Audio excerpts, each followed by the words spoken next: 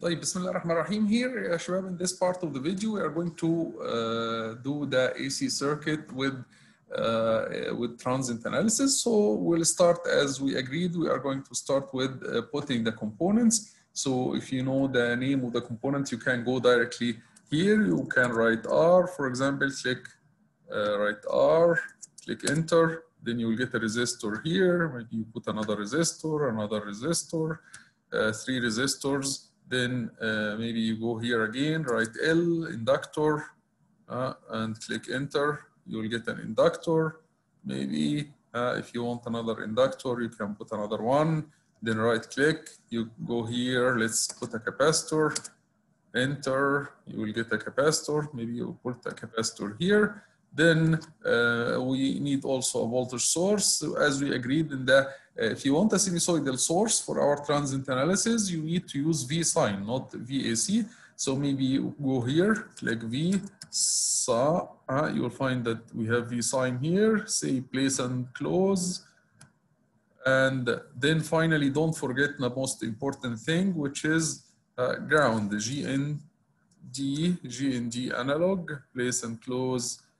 Now we have all the components, we need only to organize them. So we can create just any random circuit just for our purpose of demonstration. So let's, for example, this resistor, let's make sure of the terminals, terminal 1 by control R.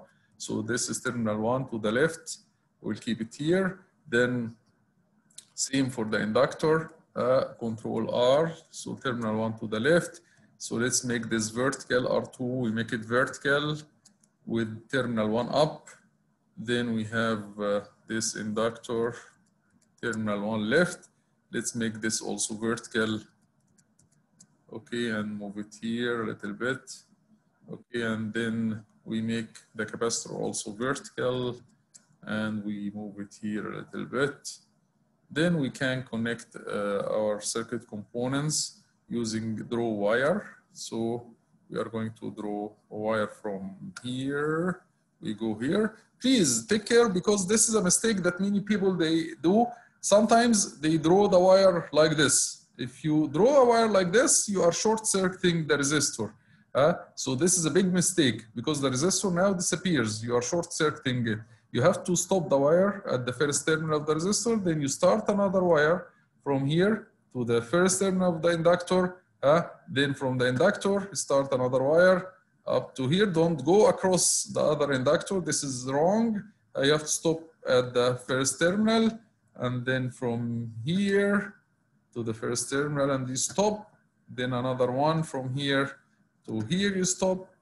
Then another one from here up to, let's say, here and then up. And then let's make this branch up, this branch down, and then right click to get rid of the pencil. We move the ground up here. Okay, so now we have the circuit. Maybe we can change the values. Let's make the default value of the inductor is 10 micro, and micro is written as U, Henry. U is micro, nano is N, milli is small m, okay? So we'll make it 10 milli Henry, okay?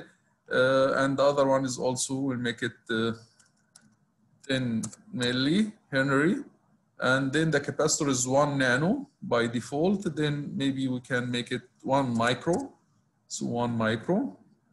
And let's leave the resistors as they are. The matter here is to demonstrate the circuit. And then this is our AC source.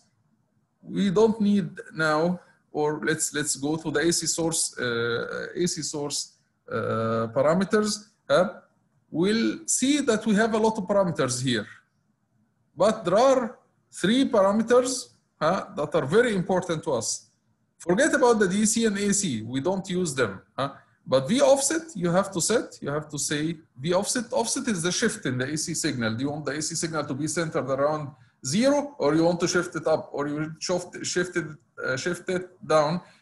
This is the offset. So the offset is the DC component in your AC signal, whether you want to shift it up or shift it down or keep it centered around 0. Let's keep it centered around 0 by clicking here 0, and you have to, after you put the value, you have to say save attribute. Okay. And then you go to the next one. V amplitude. This is the amplitude of your sine wave, the maximum of your sine wave. Let's take it 5 volt, for example, 5 volt, and then you click save attribute. If you write 5, it's by default volt. Then the frequency, let's choose 1K, 1 kilo. Okay. So this is, and you have to click save attribute. These are the 3 important parameters for us that we have to set for our sinusoidal source. Okay. The time delay, the fall, and the phase, these are some parameters that are not important. Phase, if you want the sinusoidal wave to be with a phase, it's not with a phase 0, it has a phase like pi or pi over 2.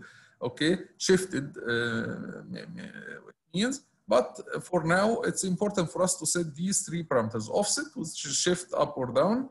V amplitude is the maximum of the sinusoidal wave, and the frequency. And then you click OK. Then we go to the the setup analysis. We have to set up analysis, and for the AC, as we agreed, we choose transient analysis. You have to click here, and then you go to the transient. The transient analysis, we have to tell it some information.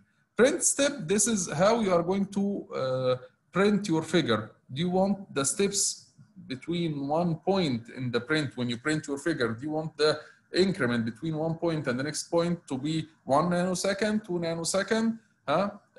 Do you want it to be bigger? By default, you can leave it 0, and by default, it will be according to the step ceiling. Step ceiling is how many steps, or the length of the step that you are going to use in the simulation. Be careful here. Print step is the step in the print, when you print. This is the step when you print the figure. But step ceiling, this is the step used in the simulation itself. So step ceiling here will tell you that the PSPICE is going to simulate the one point, and the next point will be with a step of, let's say, 10 nanosecond. So let's take the final time first. I will explain this again, but let's take the final time. By default, the PSPICE will start simulation at time 0. Final time is, do you want the simulation to stop where, after how long time? طبعا احنا عندنا, we choose the frequency of our source to be 1 kilohertz. 1 kilohertz means that one period is 1 over f, it's 1 millisecond. So it's enough, maybe we can simulate 3 milliseconds. 3 milliseconds, which means 3 periods. I need the figure to have 3 milliseconds. If I choose the step here, step ceiling, to be 10 nanosecond, 10 nanosecond is 0.01 millisecond. This means that I'm going to get how many steps, or how many simulation steps? 300 maybe simulation steps, right? Because if I choose here, this is 10 nanosecond, which is 0.01 millisecond. This means that through the 3 millisecond, I'm going to get 300 simulation steps, 300 simulation points. طبعا, the resolution, as you increase the step ceiling, the resolution is going to be lower. If you increase the steps, the step ceiling, the step length, the many points, how many points, the number of points is going to decrease, but the resolution will be bad, right? And at the same time, if you decrease this, for example, instead of 10 nanosecond, you make it 1 nanosecond, you will get many points, but the PSPICE will take longer time to simulate, right? Because you are simulating now, instead of 300 points, you are going to simulate 3,000 points. But the resolution will be perfect, right? So you have to choose the step ceiling here carefully, so that it's not, it doesn't take long time to simulate, and at the same time, the resolution is good. Maybe you can take, for each period, you can take 100 points is enough. So maybe you choose here 10 nanosecond for step ceiling. By default, if you choose the step ceiling, which is the step for the simulation, to be 10 nanosecond, the print step by default will be equal to the step ceiling. So if you choose the print step, keep it 0, and by default, it will be equal to the step ceiling. Otherwise, if you choose the print step to be larger than the step ceiling, then the PSPICE is going to simulate with 10 nanosecond, but when it prints, it will print with the print step. For example, if you choose here this to be 100 nanosecond, Then the PSPICE is going to simulate with 10 nanoseconds, but when it prints the result, will print with steps of 100 nanoseconds. Why to do that? This doesn't make sense, right? So it's better just keep it 0 here, and by default it will be equal to the step ceiling. Okay, and that's it for the transient analysis. You need to specify the final time. By default, it will start from 0 second up to 3 milliseconds. This is the final time that you choose. Then you choose the step ceiling. You usually try to choose 100 points in every period. That would be good. And here, try to choose 3 or 5 periods is enough. So here, our period is 1 millisecond because we choose the frequency to be 1 kilohertz. So it's enough to choose 3 milliseconds. Then you click OK, close. Okay, then you simulate. We have, of course, we have to save the file. So if we click simulate, it will tell us save the file. So we are going to save the file as, let's say 201 section X, but we are going to save it as AC instead of DC dot schematic. Okay, so we are going to save. It will simulate now. So now it is simulating. As you see, it is taking now some time because it simulates many points. We have 300 points to simulate.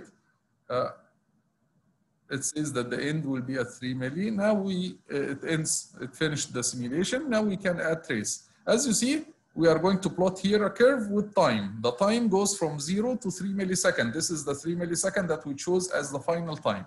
Now you can add a trace. So for example, we can add a trace as the voltage of L2 terminal 1, voltage of L2 terminal 1. So it will give us, this is the voltage of L2 terminal 1. Like we can add another trace as the voltage of the capacitor. For example, the voltage of the capacitor terminal 1. The voltage of the capacitor terminal 1 is here, VC1, 1. So if we add the voltage of the capacitor, we are going to get, this is the red curve, is the voltage of the capacitor terminal 1. So you can see you can see different curves. You can see the currents also. If you want to add a current, IL2, but the current may be, because it will be milliampere, if you plot it directly, you'll find that the current will appear as very small. It's close to 0, right? So it's better not to plot the voltage and the current in the same figure unless you add another axis for the current. So you have to first go to plot, add y-axis. Here, when you add y-axis, let's delete the current first. Current. Okay, delete. Click on it and then delete. When you add a y-axis, let's delete y-axis and we'll add a y-axis again, add y-axis so that it adds as a current. Then we choose the current, IL2, for example. Now the current will start to appear because it is plotted according to the new axis in milliampere, right? If you plot the current and the voltage, both of them in one axis, the current will be very small. In milliampere, it will appear as 0. But now we plotted the voltage and the current, then you can use all the tools that we learned in the case of DC. You can use the cursors, you can use the evaluation functions, you can change the axis range and so on. One thing that I want to show you here, let's close this for now. One thing that I want to show you is another source, another important source. So this is the sinusoidal source. Let's remove it now. There is another important source called V-pulse. So let's search here for V-pulse. Get new part, V-pulse. This V-pulse, it generates a periodic square wave, okay? We'll see it now, but let's go to the parameters of this source. The parameters of this source, again, there is DC and AC. We don't worry about these two parameters, but there is V1 and V2. You know that if we are going to generate a periodic square wave, the periodic square wave goes up, stays up, and then goes down, stays down. And then up again, and then down again. This is a periodic square wave. So V1 here specifies V1 specifies the lower level. So the square wave, it has high level and low level, right? V1 is the low level. Let's choose it to be 0. Okay, save attribute. V2 is the high level. Let's choose it to be 5 volt. Save attribute. Time delay is, do you want the square wave to start exactly from 0 second, or it will be delayed a little bit? So do you want the square wave to go high at 0 and then stays and goes down, or you want it to be delayed a little bit, shifted a little? So let's do a delay of 1 or 0.1 millisecond. We'll do a delay of 0.1 millisecond just to see it, to see the effect of adding a delay here. Rise time and fall time, يا شباب, is sometimes the rise time and fall time. Sometimes in practice, the square wave doesn't go instantaneously up or instantaneously down. It takes some time to go up and some time to go down. This is called the rise time and the fall time.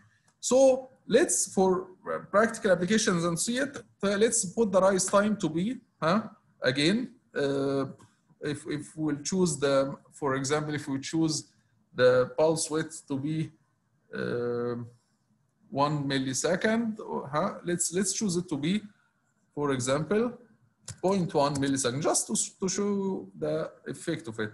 Okay, save attribute. And the fall time also will choose it to be 0.1 millisecond. And the pulse width is what is the width of your pulse? When the voltage goes up, it will stay or to remain high for how long? So let's choose it to be 1 millisecond. So the pulse width will be 1 millisecond. And then the period, it repeats every how long? The square wave, your square wave, it repeats every how long? So let's choose it to be 3 milliseconds. So our period here is 3 milliseconds. Save attribute. Okay. 3 millisecond total. 1 millisecond of them, the square wave will be high, and 2 milliseconds, the square wave will be low, right? So 3 total.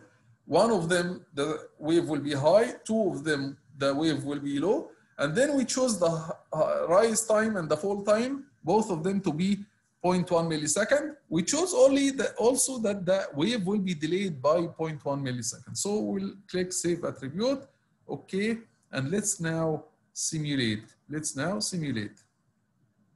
Just to see, I want to see the shape of the wave, because this wave or this pulse is very important to us. So now it's simulating, it's taking some time, again, because it's simulating around 300 points, okay?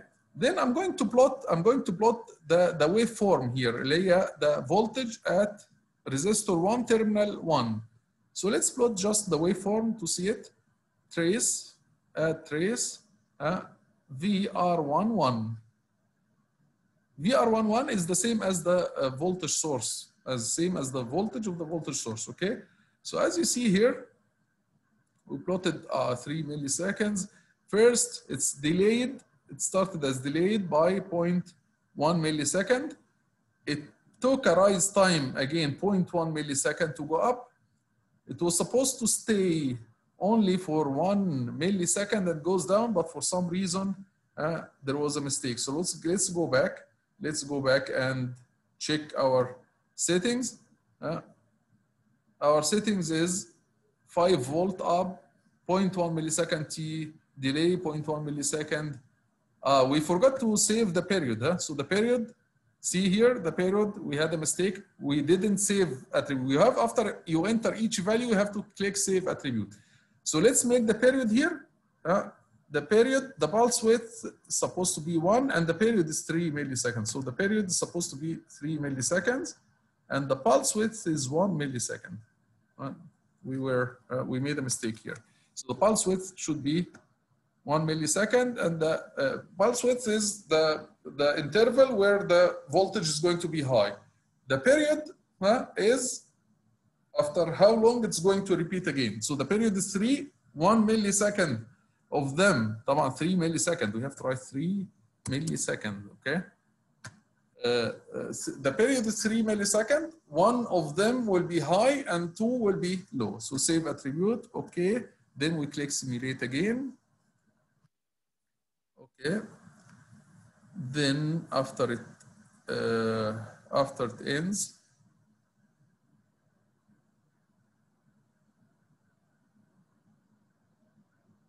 we are going to add the trace of VR11. Okay. Now we'll find what? Here it is. We'll find that there is a delay of 0.1 millisecond. The rise time is 0.1 millisecond. The fall time is also 0.1 millisecond, right? And then the wave stayed up for 1 millisecond and stayed down for the remaining of the period. The remaining of the period, it's 0. The low level we choose it to be 0. The high level we choose it to be 5. طبعا you can change all these parameters. You can change all these parameters. For example, you can, again, if we go back to the simulation, you can choose the level up or the level down instead of 0 to be, for example, -2. Save attribute, and up to be 2 volt. Save attribute. Then you can choose the delay to be 0, the time delay to be 0.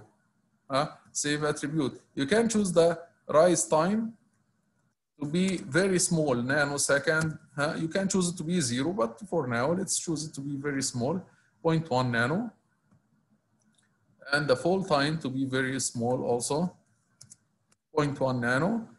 Save attribute. Don't forget to click save attribute. And let's choose the pulse width to be 0.5 milli and save attribute. Okay, and the period, let's choose it to be 1 millisecond. Now, I choose this period because we are plotting for 3 milliseconds.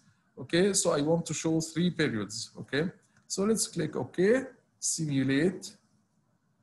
Now we are going to see, we are supposed to see 3 periods plotted in the figure with levels 2 and -2. The levels will be 2 volt up and -2 volt down. Let's plot a trace VR11.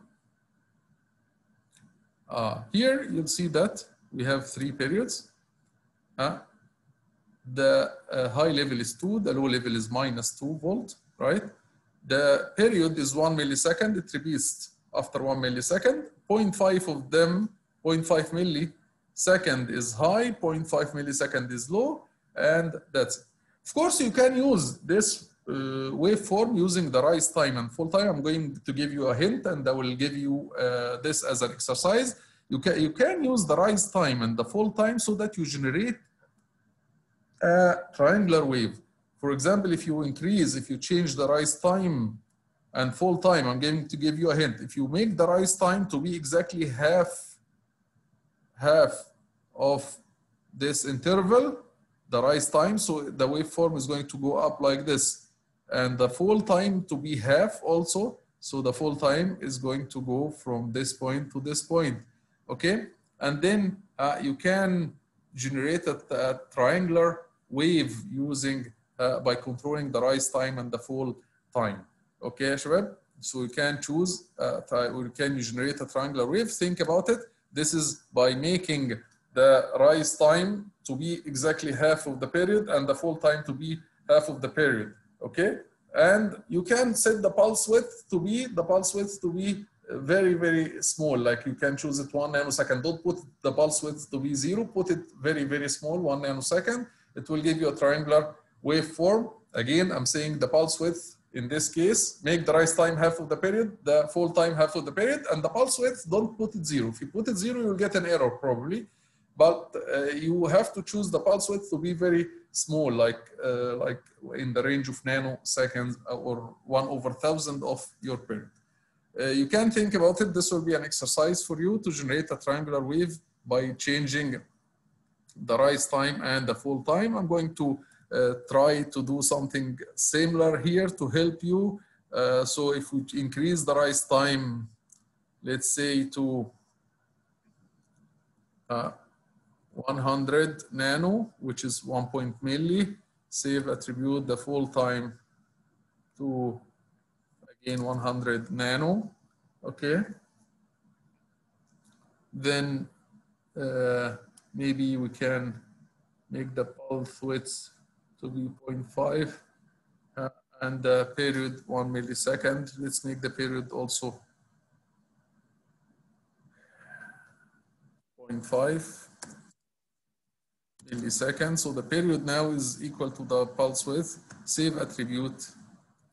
Okay, I'm going to show you, it's not triangular what I'm going to show now, but it will help you to think about it correctly. So let's try to simulate now.